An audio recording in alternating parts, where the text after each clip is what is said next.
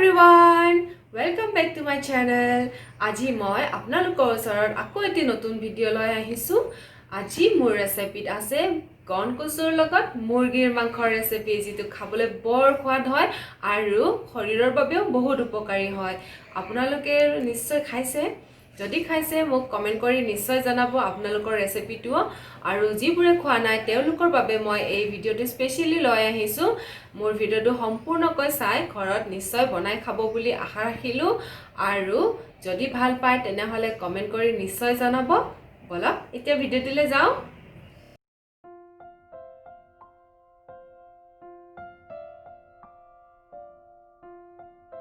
এয়া প্ৰথমে মই অলপ গন্ধ কচু কাটি লৈছো।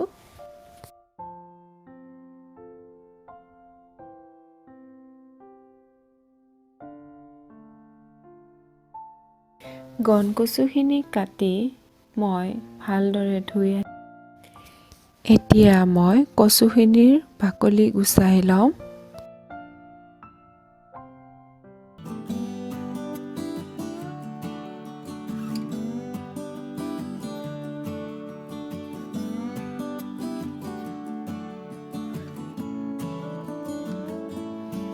তাৰপিছত মই কচুখিনিত নিমখ অলপ দি ভালদৰে সিজাই লওঁ।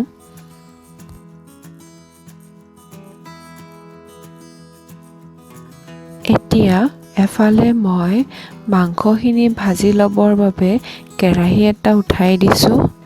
অলপমান মিঠাতেল দিছোঁ। তেলখিনি গৰম হোৱাৰ পাছত মই এখন তেজপাত দিছোঁ, লগতে কালজিৰা অলপমানো দি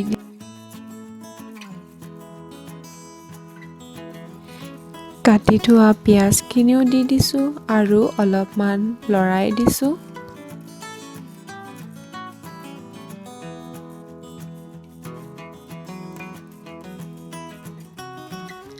আদা নহৰুৰ পেষ্ট অলপ দি দিছোঁ।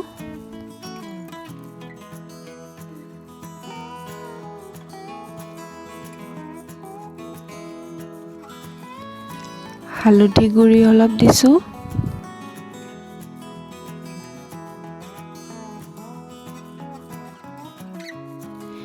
চিকেন মছলা অলপ দিছোঁ।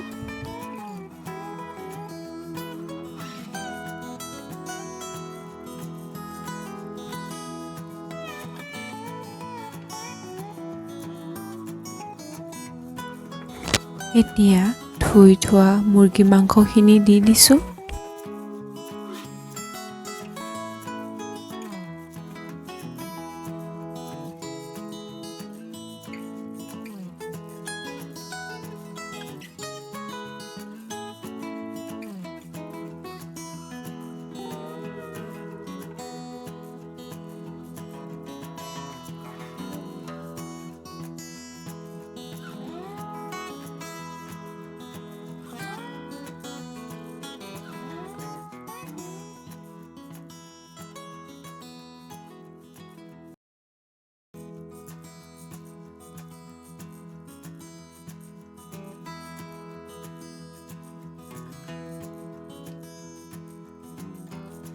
সোৱাদ অনুযায়ী নিমখ দিছোঁ।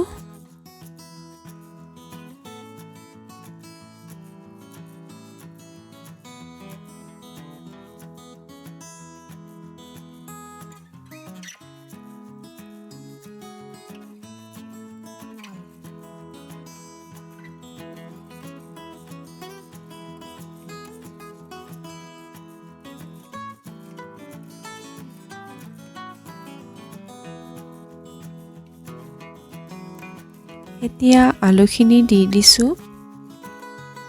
আলুখিনি মই দীঘলে দীঘলে কাটিছোঁ। আমি গন্ধ কচুৰ জোল বনালে এনেদৰে দীঘলে দীঘলে কাটি দিওঁ।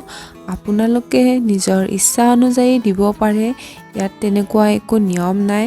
আমি এনেকৈ দিলে ভাল পাওঁ, সেইবাবে আমি দীঘলে দীঘলে কাটি দিওঁ। কুকাৰত সিজাই থোৱা গন্ধ কচুখিনিও চিটি মাৰিছে। আমি ভালদৰে চিটি মাৰিবলৈ দিম যাতে কচুখিনি ধুনীয়াকৈ সিজে। ইফালে মাংসখিনিত অলপমান পানী দিছোঁ। এনেদৰে অলপ অলপ পানী দি ভাজিলে মাংসখিনি ধুনীয়া ৰঙা হয়। আপোনালোকে কাশ্মীৰী জলকীয়াৰ গুড়ি নিদিয়াকৈও মাংস এনেদৰে ৰঙা কৰিব পাৰে। অলপ অলপ পানী দি দি সিজাব লাগে, তেতিয়া এনেকুৱা ধুনীয়া ৰঙা হয়।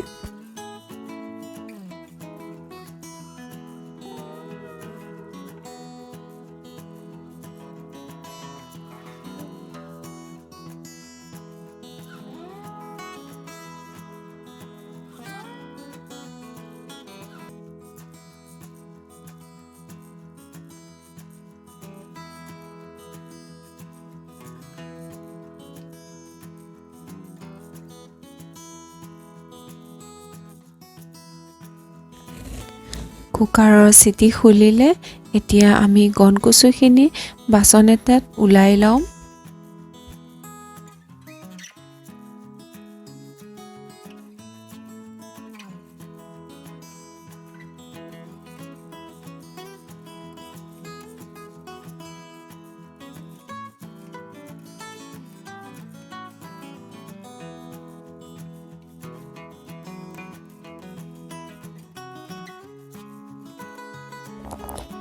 ইয়াৰ পিছত স্ক্ৰেপাৰত ধুনীয়াকৈ গণ কচুখিনি ৰুকি লওঁ।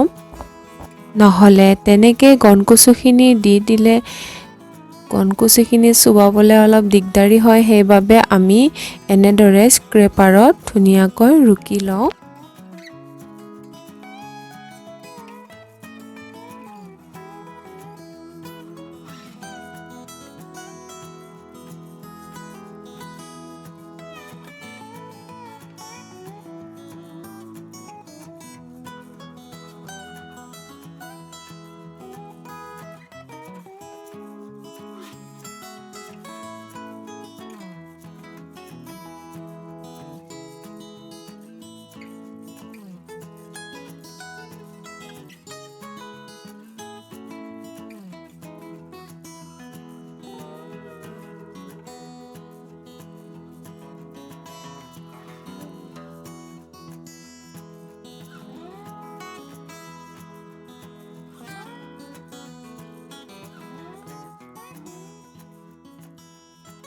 এতিয়া মই ৰুকি থোৱা গণ কচুখিনি দি দিম।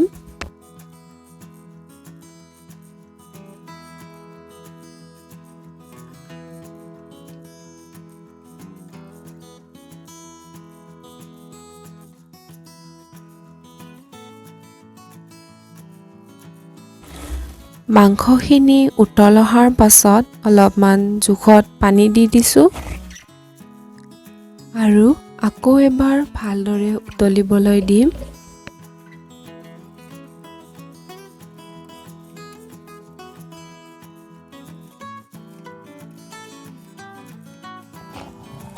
ধুনীয়াকৈ উতল অহাৰ পাছত অলপমান যেতিয়া ঝোলখিনি শুকাই গৈছে, তাৰপিছত মই পকা জলকীয়া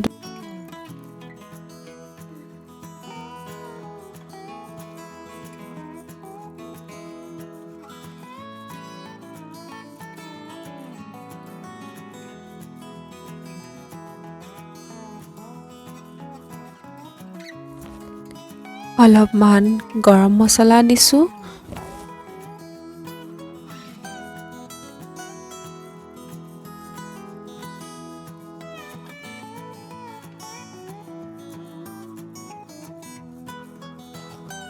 শেষত অলপমান জালুকৰ গুড়িও দি দিছোঁ।